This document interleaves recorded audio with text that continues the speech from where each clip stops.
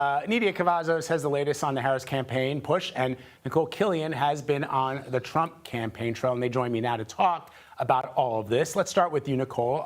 We just heard the former president's comments from North Carolina yesterday about election certification. This initiative that they have, the GOP, the Stop the Steal initiative, his allies are working in the background. What does that mean if the election does not go in the former president's favor come Election Day? Well, I think it's a little premature to speculate, and I think that we have to see exactly how things play out. Certainly when you talk to many of the former president's supporters, in fact, there are several hundred behind me as we speak, many of them will tell you that they have concerns about the outcome of the election. That is something that we have seen even in our own polling that, on both sides, but certainly more so perhaps on the former president's side, that there is some concern about potential election fraud, and certainly that is something that the former president continues to raise on the trail, as you heard in that soundbite, wanting to have an overwhelming victory so that there is no dispute in terms of who the victor is. And the Harris campaign, for their part, too, I would imagine also would like to see something relatively decisive. But that being said, both campaigns continue to insist that this is a very close race. The polling bears that as well. So again, we'll have to kind of see how things play out to see what types of tactics are taken.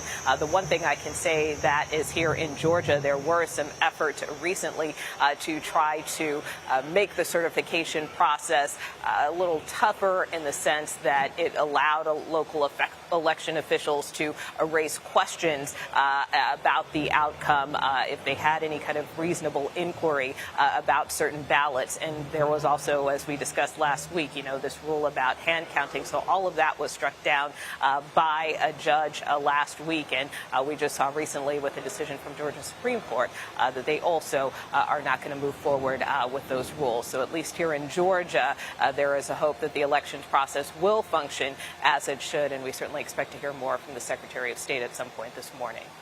Yeah, and as you point out, Nicole, the reason why Donald Trump supporters believe that there is election interference is because the former president keeps misrepresenting that there was and that he actually won the election in 2020 when he, in fact, did not. Nidia, we reported yesterday that the vice president has managed to garner 3 times as much in campaign fundraising, and now we learn that Bill Gates privately says he has backed Harris with some $50 million. How are they going to deploy all of that money?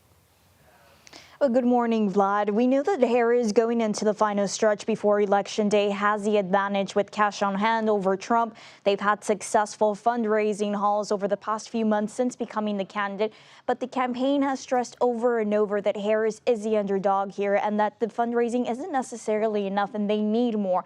And so while this is a big donation for the Harris campaign, the money here is being put to mobilization efforts, as we know that this is a close race. It is practically tied at this point, with 2 weeks to go until Election Day. And so it comes down to mobilization efforts, get out the vote events, which we are seeing happen almost every single day across battleground states. And we know that a huge part of the Harris campaign's outreach efforts includes advertisements across battleground states, and specifically targeting different demographics that are important to each state, like the Latino vote in Arizona and Nevada, for example. So this is where the campaign is putting in this money, but 2 weeks to go.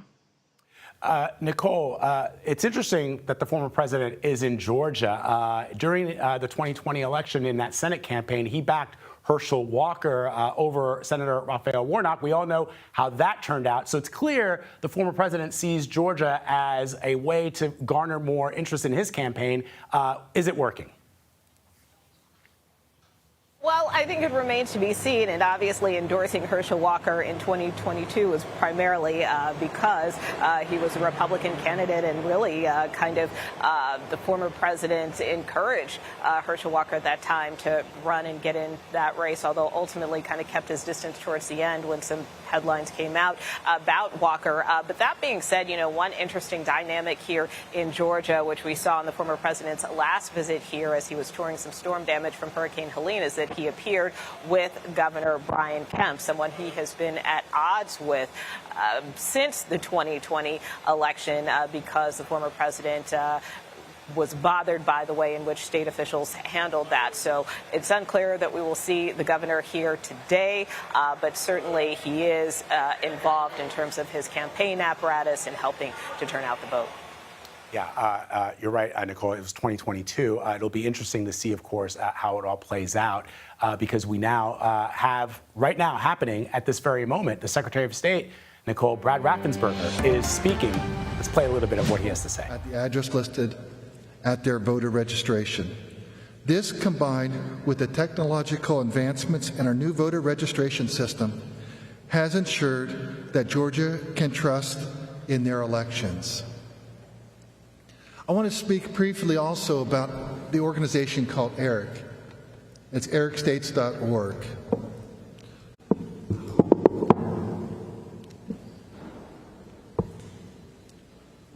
When House Bill 316 was signed into law, it allowed us to go ahead and authorize us to have our new voting system. It also allowed us to join a multi-state organization. And that specifically was the Electronic Registration Information Center. We became a member of ERIC, and we think it's a very valuable tool. Unfortunately, a few years ago, someone started posting things out there and really said that it was an organization that was not doing good work and it was run by bad characters. It was actually run by the fellow state members that were us. And many Republican states withdrew from ERIC. This is why we did not withdraw from ERIC, because I wanted to make sure we always had the cleanest voter list in the entire country. In 2023 alone, we have completed the following. 84,523 mailings were sent to voters who filed a national change of address indicating an out-of-county move with data provided by ERIC.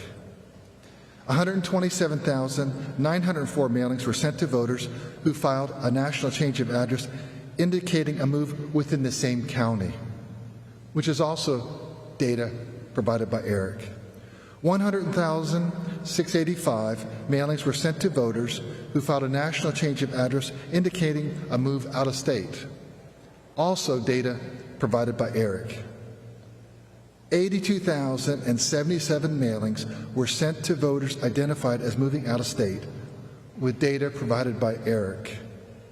32,285 mailings were sent to voters identified as moving within Georgia, with data provided by ERIC.